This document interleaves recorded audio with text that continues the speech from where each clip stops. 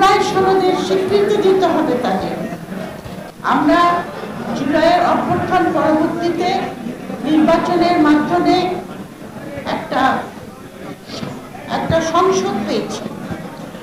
এই কথাটা দুটো জিনিস মনে রাখতে হবে, এই সংসদের বা এই গভর্নমেন্টের জুলাই সনদের স্বীকৃতি দিতে হবে তাদের।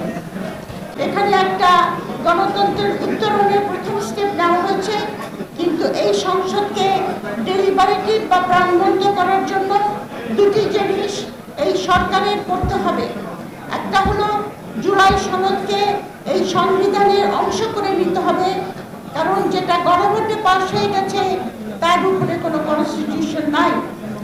দ্বিতীয়ত যে জিনিসটা এই সংসদে আদারওয়াইজ এই সংসদটা অলরেডি কন্টেস্টেড এবং এটাকে ডেলিবারেটিভ করতে হলে আপনার বিচার কার্য আপনার সম্পন্ন করতে হবে। আপনার বিডিআরের হত্যাযজ্ঞ থেকে শুরু করে শাপলা সত্যযুদ্ধ, হাসিনার আমলের গুম খুন, 24-এর আন্দোলনের ফলে আপরাইজিংয়ের ফলে যারা প্রাণহানি ঘটেছে তাদের প্রত্যেকের জন্য ন্যায় বিচার প্রতিষ্ঠা করতে হবে। ন্যায় বিচার প্রতিষ্ঠা না করলে পরে আপনার সোসাইটির যে মরাল ফ্যাব্রিক, মরাল অর্ডার যেটা ভেঙে যায় যে কোনো আপরাইজিংয়ের পরে, সেটাকে রেস্টোর করা সম্ভব হবে না।